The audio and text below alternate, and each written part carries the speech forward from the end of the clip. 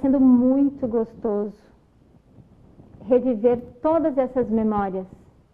Como é bom voltar no tempo e pensar em tudo aquilo que eu vivi, em tudo aquilo que eu passei, as dificuldades, os medos, os anseios. É como se eu estivesse revivendo aquilo de maneira latente dentro do meu corpo. Aquilo pulsa mesmo, é a sensação que eu sentia no início, a lembrança da casa, a lembrança da minha filha, Jasmin, muito pequena, chegando em casa, saindo todo dia, aquela rotina intensa. Percebam que aqui a minha história está sendo contada de uma maneira muito rápida, mas do momento que eu tive o primeiro contato com o empreendedorismo, até o momento de tomar de fato a decisão em empreender, levaram mais de 3 anos. Fiquei por 3 anos encontrando formas e maneiras de não prosseguir com o meu sonho. Até que então eu consegui vencer a procrastinação. E hoje nós vamos falar exatamente sobre o momento da tomada de decisão de empreender. E é isso que vocês vão assistir nesse vídeo de hoje.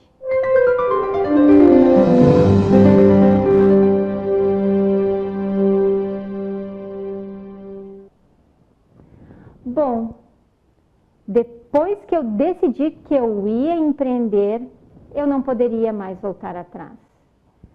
Decisão tomada é decisão que deve ser seguida.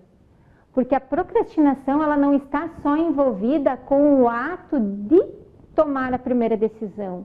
É o que você vai fazer no entorno de todas essas ações. Você precisa dar prosseguimento ao seu projeto e ao seu plano. A primeira coisa que eu pensei quando eu decidi, bom, é isso que eu quero para a minha vida, é isso que eu vou fazer, eu mereço ser uma empresária de sucesso, eu vou provar para mim mesma e para todo mundo que eu posso, que eu sou capaz e que eu tenho qualidade suficiente para tocar o meu negócio e mudar a minha vida e a vida da minha família. Então vamos lá, né? Ação. A primeira coisa que eu pensei, o que eu devo fazer agora que eu tomei essa decisão? Montar um plano, montar um planejamento estratégico, pensando o que eu ia fazer com toda a estrutura da minha casa.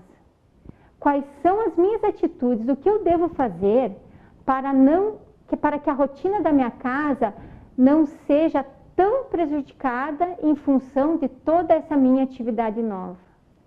Então, como eu tinha todas as atribuições de uma dona de casa, eu era responsável por toda a organização de tudo. Alimentação, escola, transporte, tudo era eu que fazia. Você também deve entender o que eu estou falando, você também deve ser responsável por toda essa organização da casa. Então eu pensava, bom, para que a minha família não sinta um impacto direto, eu preciso então me organizar de maneira que a minha casa fique fortalecida e que as coisas continuem funcionando, mesmo agora que eu precisava incluir uma nova atividade no meu negócio. A decisão de empreender envolveu muito uma estratégia e um plano de negócio familiar. A decisão de empreender não tinha nada a ver, no primeiro momento, como eu ia montar a estrutura do meu negócio. Eu precisava garantir que a minha família estivesse bem. Eu precisava garantir que a minha filha estivesse bem.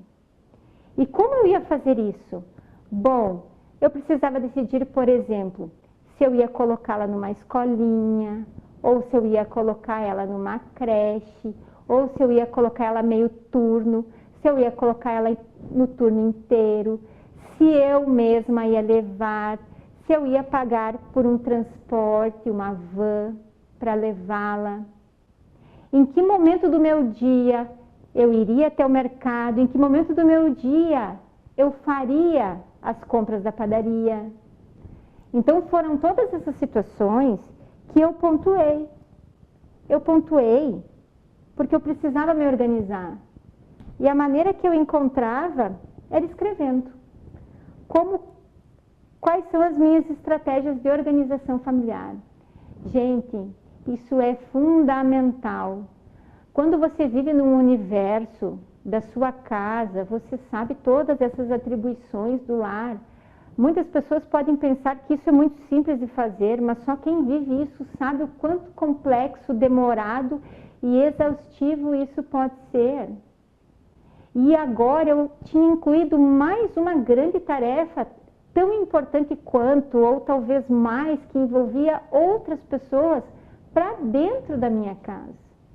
Então eu precisava entender que sim, era possível eu me organizar dentro de todas essas dificuldades, e eu também precisava entender que isso não ia ser uma coisa fácil no início. Era importante essa organização. Então eu tomei algumas decisões. A minha filha, Jasmine, por exemplo, ela se sentia muito segura. Como ela conviveu muitos anos comigo na minha casa, junto comigo, a todos os momentos, ela não se sentia segura em ir de van. Eu tive uma adaptação na escola muito difícil.